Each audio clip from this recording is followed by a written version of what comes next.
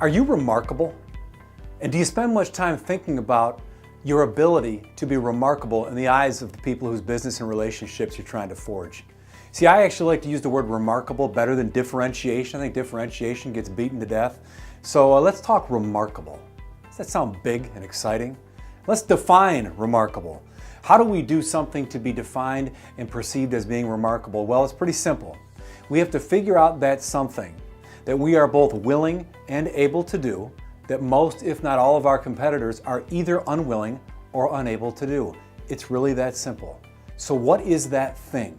Let's talk about that. In fact, let me give you an example. My father is a realtor for life. And when he first went into real estate, he asked some of the top producing agents in his office, what are you doing? How can I succeed like you have? Please share with me your best ideas. And with that came a lot of information. He then bounced off of them an idea that he had. And that idea was, I think I want to call them these for sale by owners. These people actually put a sign in their front yard saying that they want to sell their home and they're not currently working with a real estate agent. It seems like it'd be shooting fish in a barrel. And he was then told unanimously by the top producers and the veterans not to waste his time with it. That they were fickle at best, it'd be a waste of his time and resources, and there were better ways to go. So you know what he did, right? Well, he made calling on for sale by owners his core strategy, because he knew he wouldn't be competing with anyone else in the market. He put a whiteboard on the wall of his office and he drew evening time slots for the business days of the week.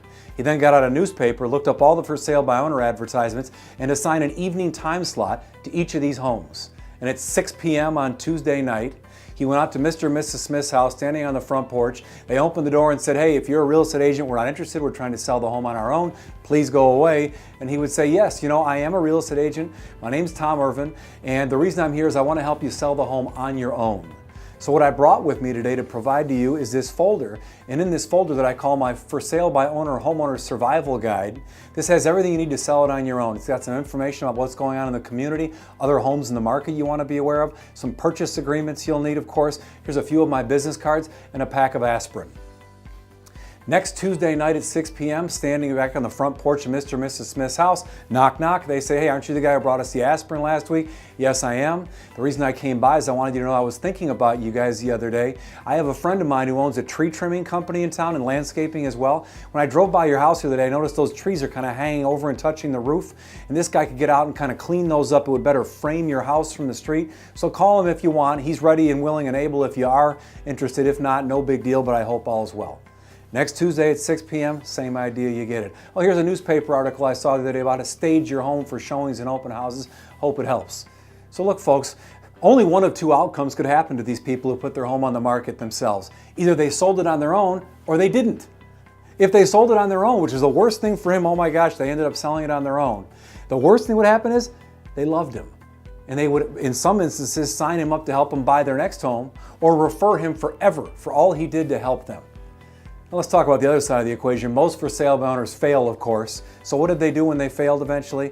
They hired the one and only guy who'd been standing on their front porch the past 14 Tuesdays in a row at 6 p.m. helping them sell it on their own. He left them no choice. This is what he did. And he owned the for sale by owner market for a long, long time. Now I talked to you about willing and able.